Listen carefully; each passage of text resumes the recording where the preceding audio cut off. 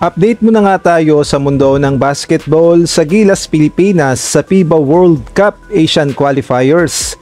Day 4 ng Gilas Pilipinas practice nagsimula na, samantalang ang Guam inilabas na ang kanilang final lineup na ipangtatapat nila sa Gilas.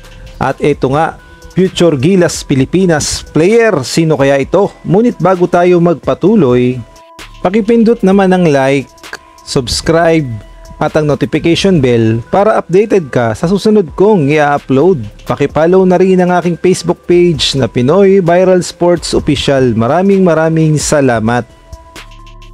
Nagsimula na nga ang Day 4 practice ng Gilas Pilipinas. Paghahanda nga ito sa FIBA World Cup Asian Qualifiers kung saan makakaharap nga nila ang Guam ng 2 beses sa November 28 at December 1. At ang Gilas Pilipinas ay lumipat nga ng venue at nagpunta nga sa Calamba, Laguna sa Inspired Sports Academy. At kung hindi ako nagkakamali ay 4 na araw magti-training ang Gilas Pilipinas dito sa Inspired Sports. At ito nga ang attendance ng mga Gilas player na naka-attend sa practice.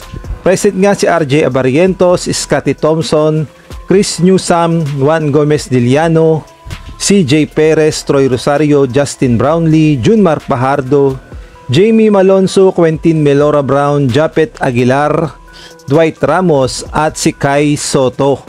At puspusan na nga ang ginagawang paghahanda ng Gilas Pilipinas kontra nga sa Guam dahil hindi nga nila minamaliit ang kakayahan ng Guam dahil may posibleng gawin na pasabog ang Guam sa kanilang unang laban, lalong-lalo na baluarte pa ng Guam ang magiging laban ng Gilas, kaya naman hindi nagpapakampante si Coach Tim Cone at sinasalang mabuti ang pinakamagandang game plan na pwede nilang gawin laban nga sa Guam.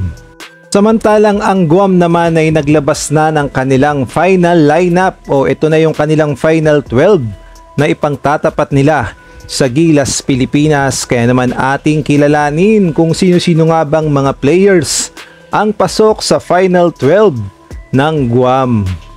Pasok nga sa final 12 ng Guam itong si Isaiah Apricano na isang Pilipino-American na nagpa-drop din sana sa PBA na may height na 6'2", at nandyan din si Mark Johnson na may height na 6'6", si Thomas Calvo na may height na 5'11", si John Galloway ang kanilang center na may height na 6'11", si Criston Guzman na may height na 6'footer, si Joe Blas na may height na 6'3", si Darren Hecchonova na may height na 6'3", at kasama din si Takumi Simon na may height na 6'3", DJ Osborne na may height na 5'11", si Matt Fegurgur na may height na 6'9", at ang ating kababayang si Jericho Cruz na may height na 6'3", at ang panghuli si Ty Wesley na may height na 6'7".